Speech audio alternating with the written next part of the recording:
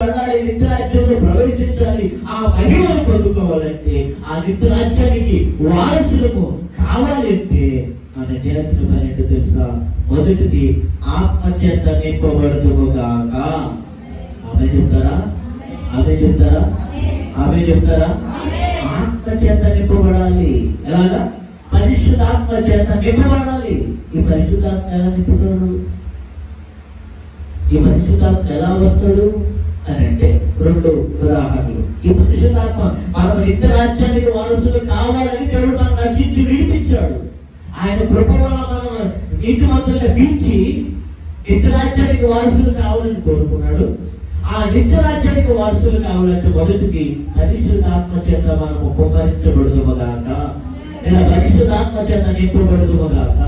ఈ పరిశుద్ధాత్మ చేత ఎలా నింపబడుతుందో ఎప్పుడు పొందుకుంటామంటే చదవండి రెండు మాటలు. ఒకటి అపొస్తలుల కార్యములు 1వ అధ్యాయంలో పదండి. ఈ పరిశుద్ధాత్మ ఎప్పుడు మనం పొందుకుంటామంటే చదువు. అపొస్తలుల కార్యములు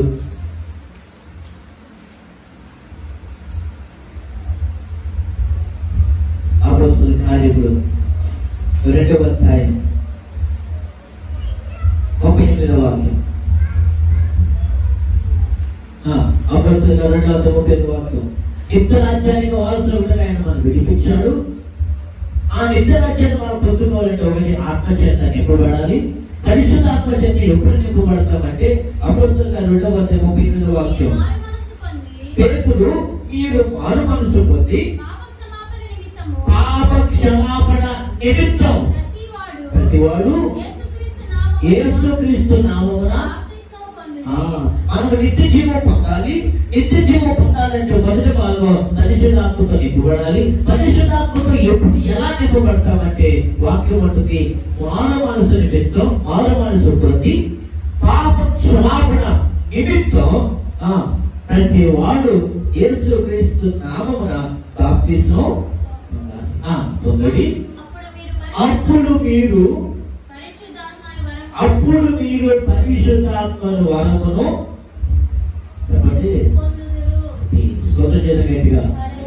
నిత్యరాజ్యానికి వారసులు కావాలి. అలా కావాలంటే మొదటి పెట్టు మనము పరిశుద్ధాత్మతో నింపబడాలి, కుమ్మరించబడాలి. పరిశుద్ధాత్మలో మనలో ఎప్పుడు నింపబడతాడు, కుమ్మరించబడతాడంటే మనము మనసు మార్చుకొని మన పాపాలను నిమిత్తం జన్మ కర్మ అలాగే మన స్వయంకృత అపరాధాలు క్షమించబడి నిమిత్తం ఆ పాప క్షమాపణ నిమిత్తం యేసుక్రీస్తు నామమున మనం ఏం చేయాలి? బాప్తిస్మం పొందాలి.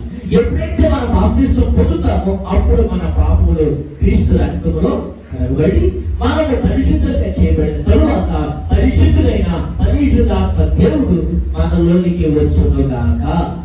ఒకటి. తర్వాత అదే పుస్తకాలు 1వ అధ్యాయం 4వ వాక్యం. ఆయన వారిని కలుసుకొని ఇలాగ ఆజ్ఞాపించెను, మీరు యెరూషలేము నుండి వెళ్ళక నా వలన వినిన తండ్రి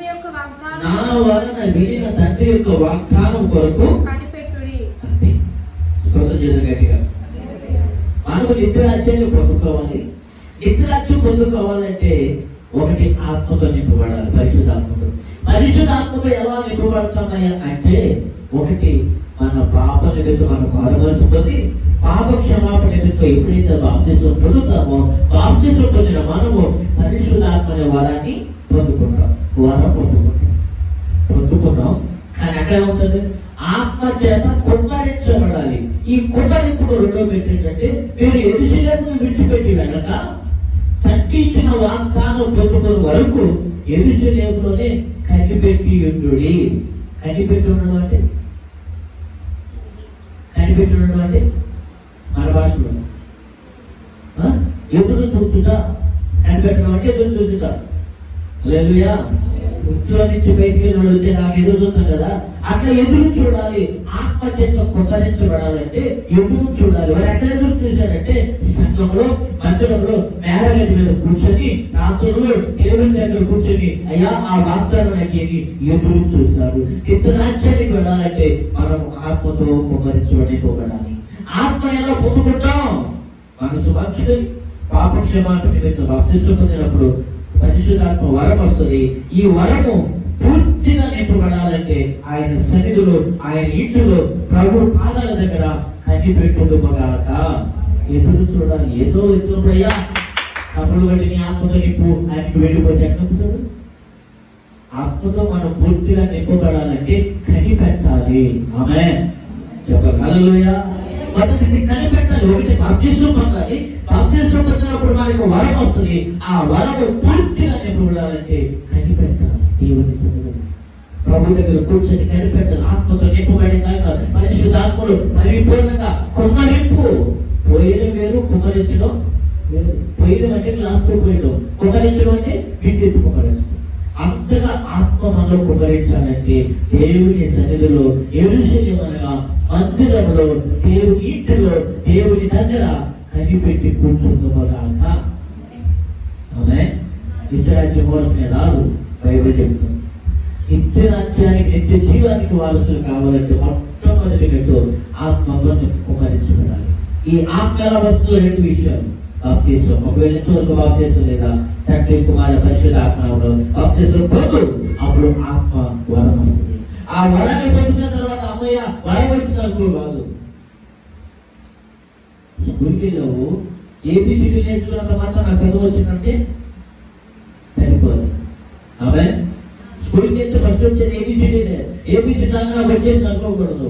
చదువు అంతా అయిపోయేదాకా ఏం చేయాలి? చదువు అలాగే పరిశుద్ధాత్మ వరం పొందుకోవడం అనేది ఏబిసిడీలు పొందుకున్నట్టు, నేర్చుకున్నట్టు. కనిపెట్టాలి, చదువుతూ ఉండాలి పూర్తి అయ్యేవారు. అలాగే కనిపెట్టాలి, పూర్తిగా నింపబడేటట్టు. అలా ఎప్పుడైతే ఆత్మకరించబడతామో, కుమరించబడతామో అప్పుడు నిత్య రాజ్యం మనం పొందుకుంటాం. ఒకటి. రెండవది, నిత్య రాజ్యం పొందుకోవాలి. నిత్య రాజ్యానికి, నిత్య జీవానికి వారసులు కావాలి. ఒకటి ఆత్మతో నింపబడాలి. రెండవది చదవండి. అలాగే అదే తీతు పత్రిక 2వ అధ్యాయం 11వ వచనం నుంచి. తీతు పత్రిక 2వ అధ్యాయం 11వ వచనం. ఏలయనగా మహాదేవుడును సమస్త మనుష్యులకు. తీతు పత్రిక 2వ అధ్యాయం 11వ వాక్యం. ఏలయనగా సమస్త మనుష్యులకు రక్షణకరమైన దేవుని కృప ప్రత్యక్షమై మనము భక్తిహీనతను, ఇహలోక సంబంధమైన దురాశలను విసర్జించి శుభప్రదమైన నిరీక్షణ. ఏంటి మన నిరీక్షణ? శుభప్రదమైన నిరీక్షణ ఏంటి? మన నిరీక్షణ ఏంటి? నిత్యరాజ్యం. ఆ రాజ్యానికి వెళ్ళాలి, నిత్యరాజ్యం పొందాలి. ఆ శుభప్రదమైన నిరీక్షణ పొందుకున్న నిమిత్తము అనగా మహాదేవుడును మన రక్షకుడునైన యేసుక్రీస్తు మహిమ యొక్క ప్రత్యక్షత కొరకు ఎదురు చూచుచు ఈ లోకములో. అక్కడ ఒక నిమిషం కామవుతా. మొదటిగా నిత్య నిరీక్షణ, మన నిరీక్షణ అయిన నిత్య రాజ్యానికి వారసులు కావాలంటే ఒకటి ఆత్మతో నింపబడాలి. అలాగే ఆ నిరీక్షణతో కూడిన నిత్య రాజ్యాన్ని మనం పొందుకోవాలంటే ఈ లోకంలో ఎలా ఉండాలంట? స్వస్థ బుద్ధితో ఉండాలి. స్వస్థ బుద్ధి అంటే, స్వస్థ బుద్ధి అంటే అప్పుడేంటి? స్వస్థ బుద్ధి అంటే మంచి బుద్ధి. మంచి బుద్ధి. ఈ మంచి బుద్ధికి మీకు ఉదాహరణ మొదటి సమయాల గ్రంథం 1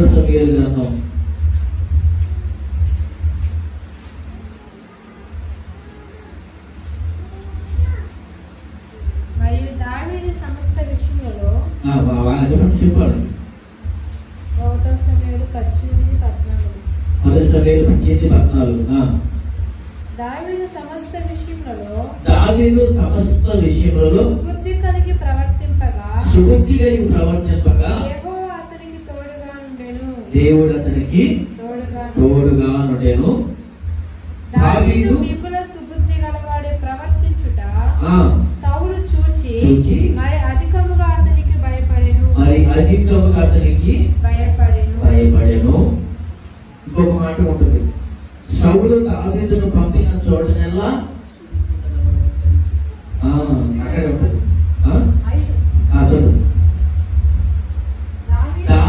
దావీదు సౌలు తనను పంపిన చోటకెళ్ళను పోయి సుబుద్ధి సుబుద్ధి కలిగి పని చేసుకొని వచ్చాను. స్తోత్రం చేద్దాం గట్టిగా.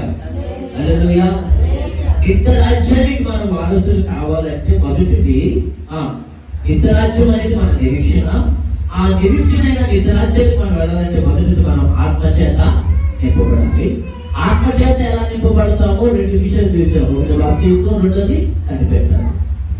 రెండవది నిత్య రాజ్యానికి వారసులు కావాలంటే మనకు కావాల్సిన రెండో విషయం ఏంటంటే సుబుద్ధి, అనగా మంచి బుద్ధి. దావీదు గురించి ఒకే అధ్యాయంలో 3 సార్లు రాశాడు. సుబుద్ధి సుబుద్ధి సుబుద్ధి, మంచి బుద్ధి. ఈ 5వ వచనంలో ఏమంటాడు? దావీదు సౌలు తాను పంపిన చోటనల్లా చదివితే అర్థమైతే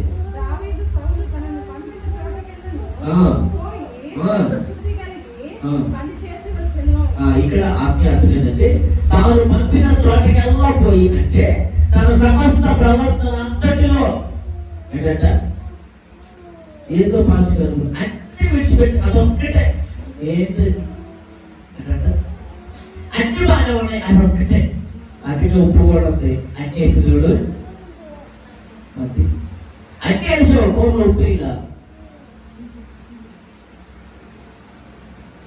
పంపిన చోటకి వెళ్ళను అంటే ఒక విషయంలో మంచిగా ఉంటాం, ఇంకో విషయంలో తొలగిపోతాం.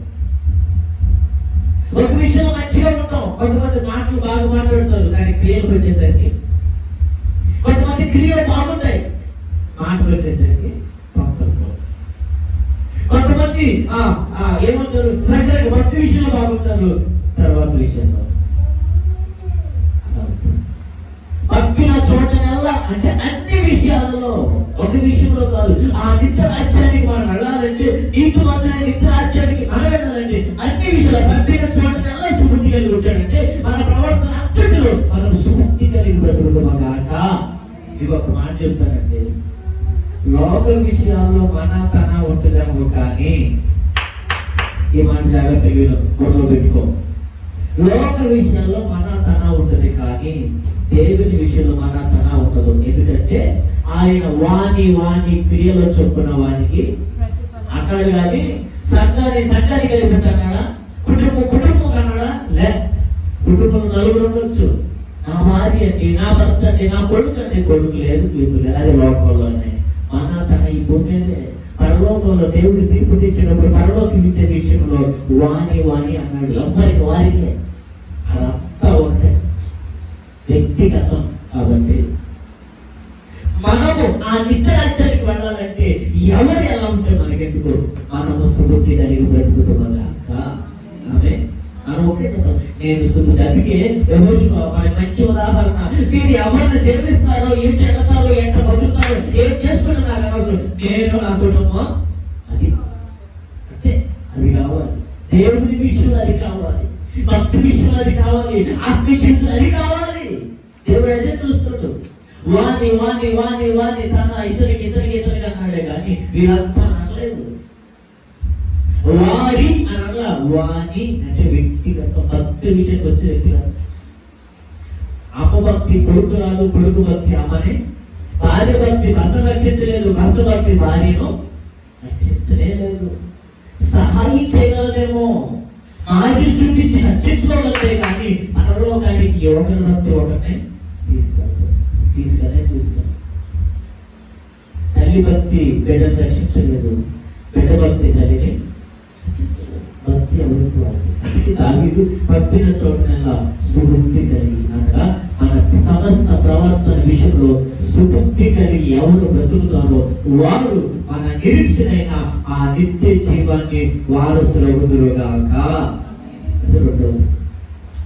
సమయం లేదు కాబట్టి ముందుకు వెళ్ళిపోతాం. తర్వాత ఏమంటే చదువుతుంది. ఈ లోకములో ఆ ప్రత్యక్షత కొరకు ఎదురు చూచుచు ఈ లోకములో స్వస్థ బుద్ధితో సుబుద్ధితో మంచి బుద్ధితో మనం బతకాలి. ఎవరు ఏ బుద్ధి, ఎవరు ఎలా ఉన్నారు, ఎవరు నడుస్తున్నారు, ఎలా బ్రతుకుతున్నారు, ఎలా మాట్లా చర్చికి వెళ్ళేవాడు అట్టే చేస్తున్నారు అంటే అందరూ చర్చికి వెళ్ళేవాళ్ళగా, అంత నరకానికి వెళ్ళేవాళ్ళగా. ఇక్కడే మనం తొలిగిపోతున్నాం. అంత చర్చికి వెళ్ళేవాడు చేయమని ఏం చెప్తే తప్పేది, వాళ్ళు కూడా అట్లా చేశారుగా. వాడు తెలియకపోతే దగ్గర కొన్నిసార్లు ఆ మాటలు వస్తూ ఉంటాయి. చర్చికల్లో కూడా చేస్తున్నారు, మనం కూడా జీవించారు. వాడు కూడా చర్చికల్లో వాళ్ళు ఏంటి మనం చేసే తప్పేంటి? వాళ్ళు నరకాలు చేస్తారు, మనం కూడా నరకాలు చేస్తే తప్పేంటి? హలో, ఆ నరకాలు చేస్తారంట, మనం కూడా నరకాలు చేస్తేవి. వాళ్ళు ఇబ్బందులు పడతారు, మనం కూడా ఇబ్బందులు పడితేవి. కాబట్టి పంపిన చూడనంటే వ్యక్తిగత జీవితం. ఈ లోకంలో ప్రస్తుత దినాలలో మాదిరికరమైన భక్తి లేదు, కానీ మోడర్న్ భక్తి ఉంది. ఏ భక్తి? మోడర్న్ భక్తి కనబడుతుంది. మాదిరి భక్తి ఎవరిని మాదిరి తీసుకురాకపోతుంది.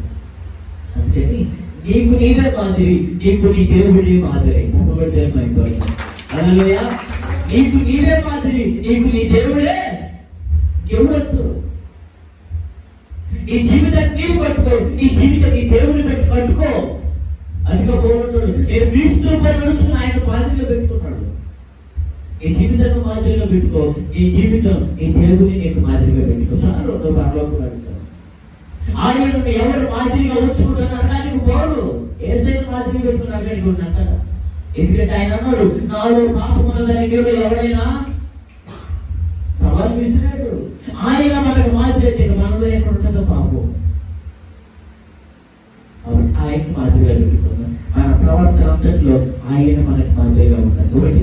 రెండవది, స్వస్థ బుద్ధి, మంచి బుద్ధి కావాలి. ఆ తర్వాత మూడవదిగా నీతి. ఏం కావాలి? నీతి కావాలి. ఆయన రాజ్యానికి వెళ్ళాలంటే నీతి కావాలి. ప్రతి బిడ్డలైన పరలోకానికి వెళ్ళిపోయాడు. ఎవరండి?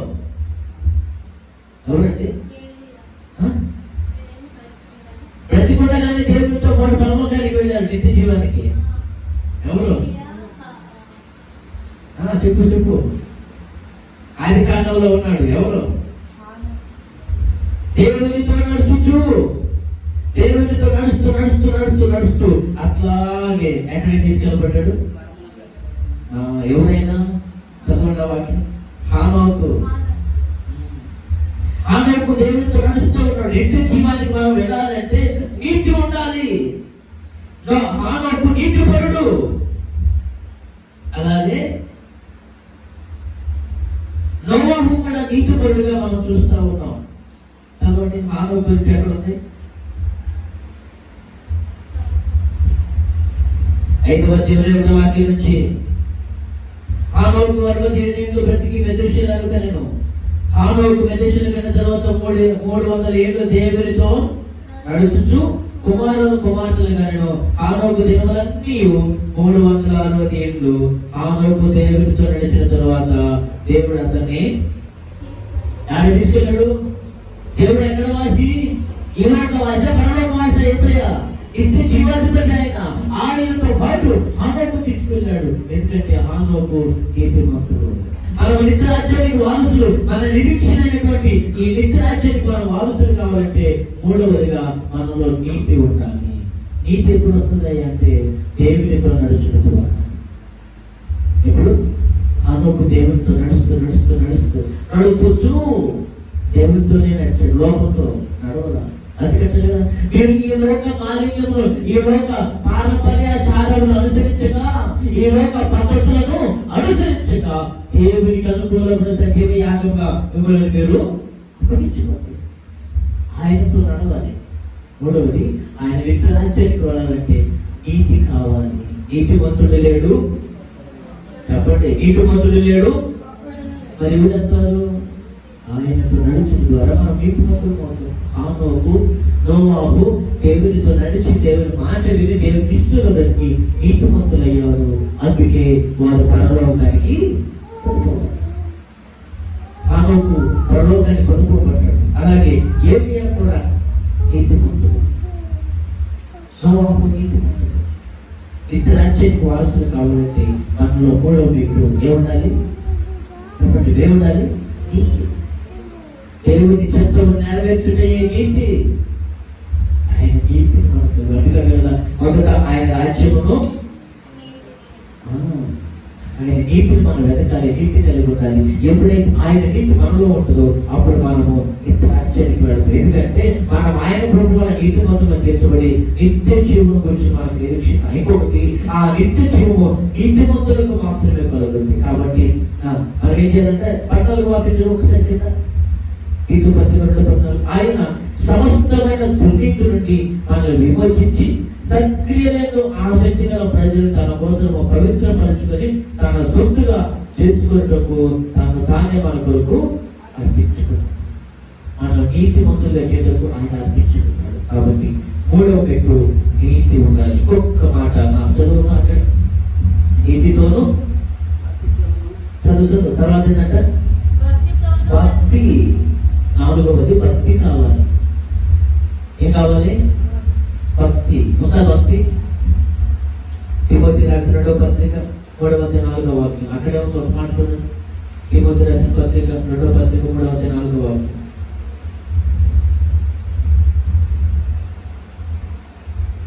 తిమోతి రాసిన 2వ పత్రిక 3:4 వాక్యం.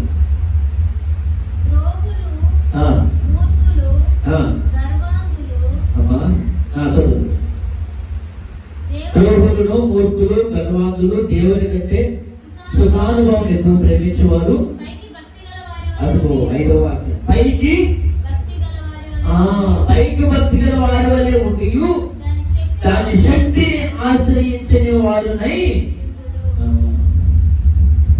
చివరిగా మనకి ఏం కావాలంటే భక్తి కలిగి ఉండాలి. ఇంటి వారికి విముఖుడవై ఉంటావు. భక్తి ఉందా? ఉందే. ఏ భక్తి? ఇక్కడ అంటున్నాడు తిమోతి, ఏమంటున్నారు? దాన్ని శక్తిని ఆశ్రయించు. పైకి భక్తి గల వారు దాని శక్తిని మాత్రం ఆశ్రయించు. భక్తి కలిగిన వారైతే నీ భక్తి నిన్ను రక్షించాలి, నీ భక్తి నిన్ను కాపాడాలి, నీ భక్తి నిన్ను విడిపించాలి. అందుకే యోగు గ్రంథం అంటారు కదా, నీ భక్తి నీకు ధైర్యము పుట్టించదా? ధైర్యం. మన భక్తి ఏం చేయాలంట? మన భక్తి ఏం చేయాలంట? చదువు. 4వ వాక్యం. యోగు గ్రంథం 4వ వాక్యం.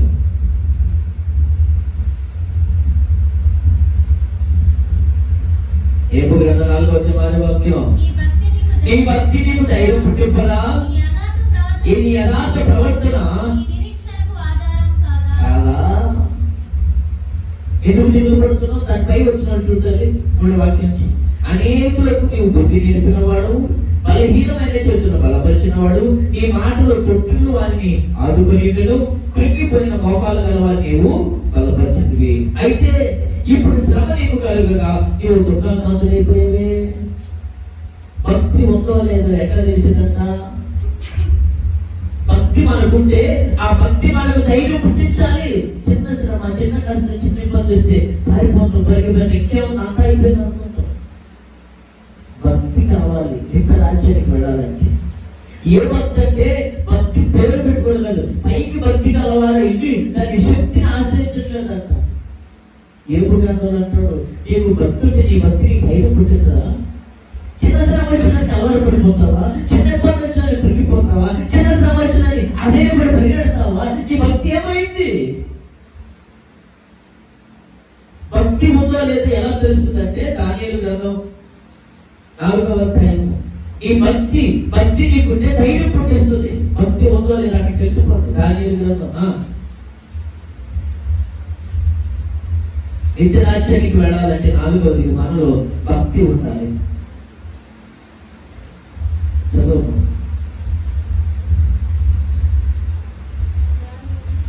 దానియేలు గ్రంథం 3వ అధ్యాయం 16, 17, 18.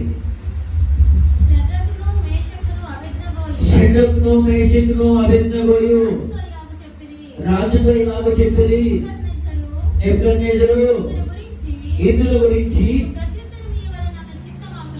దేని గురించి? వాళ్ళు తీసుకెళ్ళి మిమ్మల్ని అద్దె కూడా వేస్తారంట. ఆయుధం ఏంటంట? బాబాలకు అంత చిన్న ఇబ్బంది ఏంటంటే తప్పనుకోబట్టి ఉదాహరణ చెప్తున్నారు. 2 వారాల క్రితం వచ్చాక వాళ్ళ నాయనంతో కలిసి గట్టికెళ్ళారు ఆ పొలాల్లో. ఆ నాయన ముందు పోతా అదేముంది, ఆ గడ్డి పనులు ఆగింది. సగం వచ్చింది, సగం రాల. ఆ మిగిలిపోయిన సగం ఆమె గౌరు మీద పడింది. ఇంకేమో పాము నా గుడ్ల మీద ఎక్కి నాకు చుట్టుకుందని ఆమె నడుచుకుని పెట్టేది. ఎంత ఈ రోజుల్లో అట్లాంటి చిన్ని చిన్ని శ్రమలకి నువ్వు భయపడుతున్నావు, ఏడుస్తున్నావు, కలవర పెడుతున్నావు, దిగులు పెడుతున్నావు అంటే భక్తి నీలో లేదని అర్థం. ఎందుకంటే నీకు భక్తి ఉంటే నీ భక్తి నీకు ధైర్యం కలిగిస్తుంది. ఎంత శ్రమ వచ్చినా, ఎంత కష్టం వచ్చినా, నా దేవుడు నాకున్నా, నా దేవుడిని నమ్ముకున్నా, ఆయన చెయ్యి విడు అన్న భక్తి నీకుంటే భయపడవు. వాళ్ళు అంటున్నా, రాజా నువ్వు అగ్ని ఉండవు కాదు, యాడే వేసుకో. అసలు నీతో మాట్లాడాల్సిన అవసరమే. చిన్న శ్రమకి యొక్క మధ్య దగ్గరికి నీకు కాళ్ళు పట్టుకొని ఏ హాస్పిటల్ ఏ డాక్టర్ ఎట్లా చేయాలంటా అసలు బాడీకి అర్థము ఆ వచ్చిన చోటేమో కానీ ఈ అనుమానంతో సాగు చేస్తాం. ఏసులంటే భక్తి నీకుంటే ఈ భక్తి నీకు ధైర్యాన్ని ఇస్తుంది. ఇద్దరు అచ్చడికి వెళ్ళాలంటే భక్తి కావాలి. వారు పైకి భక్తి కలిగిన వారైనారే కానీ దాని శక్తిని ఆశ్రయించరా. భక్తి ఎలా ఉందంటే, భక్తి నీలో ఉందంటే దాని శక్తిని అనుభవించాలి. షడ్రక్ మేషక్ అబేద్నెగోలు అక్షరాలు అనుభవించారు.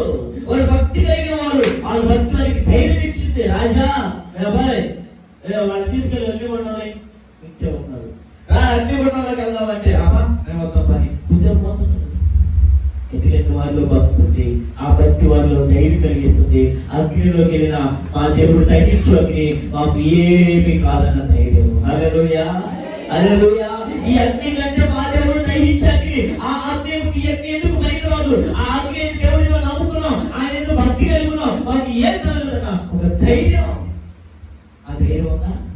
ధైర్యము కావాలంటే ధైర్యమును పుట్టించే భక్తి ఈలో నాలో కలుగునుగాక.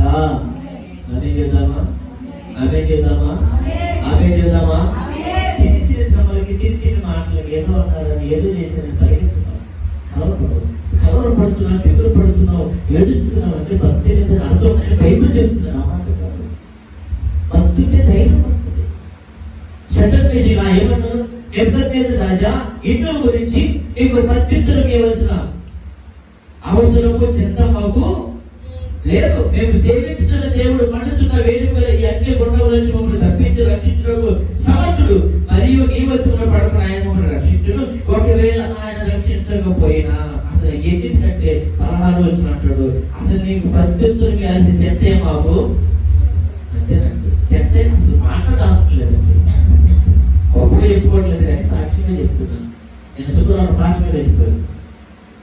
నేను ఆదివారం ఇప్పుడు అక్కడ కొంత అసమ్మతిగా ఉంది. అక్కడ మా గతం కూడా వేసి నేను కూడా పాస్టర్ అని చెప్పి మా దగ్గరకు వచ్చి కూర్చొని అంతా చేస్తా ఉన్నాడు. సరేలే చేయలే ఎట్లాగైనా దేవుడు పని జరగని వదిలేసి నేను ఆదివారం నేను ఆశీర్వాదం చేసి మామూలుగా 2-3 వారాల నుంచి వాక్యం ఆరాధన చేస్తున్నారు. మిగతా కార్యక్రమం ఆయన చేయమని చెప్పి ఆయన వస్తున్నాడు. నేను ఆదివారం నేను ఆశీర్వాదించాను. వీటితో ఆశీర్వాదం నేను పాస్టర్ అని చెప్పి హైదరాబాద్ వేసి నోటికి వచ్చినట్టు పొడుగుగా మాట్లాడారు. సరే అయ్యా ఏం కాదని చెప్పి పంపించాను. ఈరోజు రాగానే వందనాలు చెప్పాడు. ఐకతకి వచ్చిన భర్త నేను వెళ్ళాలి, ఈ చేయండి అది చేయండి చెప్పి సావధానంగా సమాధానంగా తగ్గించుకొని మాట్లాడిపోయింది. మనకు పోయితే ఒకటి భక్తి నీలో ఉంటే నీ భక్తి నీకు ధైర్యం వేస్తుంది. కలవరు పడవు. చిన్న వాడికి చేసేవాడు నేను కలవరు పడ్డా ప్రభు ఉన్నాడు చూసుకుంటాడు. కలవరు ఆయన అన్నాడు పెట్టేస్తాను ఇప్పుడు నేను అరిసాను అనుకో దేవుడికి మహిమ. ఆయన అంటున్నాడు నేను పోయేటప్పుడు నాకు నిజంగా భాషలు ఓరు పట్టేది నీ దగ్గర నేను నేర్చుకున్నానని చెప్తున్నాను. దేవునికి మహిమ కలుగురు కాదు. చిన్న వారికి కలవరపడకూడదు. భక్తి మనలో ఉంటే ఆ దేవుడు ఉన్నాడు, దేవుడు నమ్ముకున్నాడు. భక్తిలో ఉంటే ఎంత శ్రమ అవుతుంది. షడ్రక్ మేషక్ అబేద్నెగోల కంటే ఎక్కువ శ్రమ అవుతాయి మనకి. అంటే అంతకంటే అదే అవుతాయా రాదు. ఎందుకు కలవరం పడుతున్నావు, ఎందుకు భయపడుతున్నావు, ఎందుకు దిగులు పడుతున్నావు అంటే భక్తి నీలో లేదు. భక్తి లేకపోతే నిత్యరాజ్యము అంటే నిత్యరాజ్యము లేదు. ఎంతనది ఏదన్నది భక్తి కావాలి. నిత్యరాజ్యములకు వారసులకు మనం పిలిచాడు. ఆ నిత్యరాజ్యం పొందుకోవాలంటే 4 విషయాలు. ఒకటి ఏ కావాలి? మొదటిది పరిశుద్ధాత్మతో చెప్పండి. మొదటిది పరిశుద్ధాత్మతో నింపబడాలి. రెండవది మాట్లాడండి. చనిపోయారా? ఏడాది మాట్లాడతా. నాకేమి ఇప్పుడు తినొచ్చి మాట్లాడండి. నేను తినకుండా 2 సార్లు మాట్లాడు, తినొచ్చి ఒకసారి మాట్లాడండి. నిత్యరాజ్యానికి మధ్యలో ఎందుకు వస్తున్నాం? నిత్యరాజ్యానికి వారసులు. నిత్యరాజ్యానికి ఎలా వారసులు అవుతాం? ఒకటి, పరిశుద్ధాత్మతో నింపబడాలి. పరిశుద్ధాత్మతో ఎప్పుడు నింపబడతాం? ఎప్పుడు కుమరించబడతాం? పరిశుద్ధాత్మతో నింపబడాలి. కుమరించబడాలంటే నమ్మి మరుమనసు పొంది పాపక్షమాపణతో బాప్తిస్మం పొందాలి. బాప్తిస్మం పొందిన నీవు పరిశుద్ధాత్మ కుమ్మరింపు కొరకు ఆయన సన్నిధిలో కనిపెట్టాలి. ఒకటి. రెండు, నిత్యరాజ్యానికి వారసులు కావాలంటే పంపిన చోటనల్లా అన్నట్లుగా ప్రతి విషయంలో సుబుద్ధి కలిగి బ్రతకాలి. మూడవది, నీతి కలిగి జీవించాలి. చివరిగా 4వది ఏముండాలి? భక్తి. నీకు భక్తి ఉందంటే ఈ భక్తి నీకు విజయం కావాలి. వారిలో భక్తి ఉంది. ఆ ఒక మాట ప్రార్థన చేసుకున్న దానియేలు గ్రంథం అదే 3వ అధ్యాయంలో 10వ వచనంలో ఒక మాట ఉంటుంది. చక్కని మాట చదువు. కంటిన్యూస్ చదువు.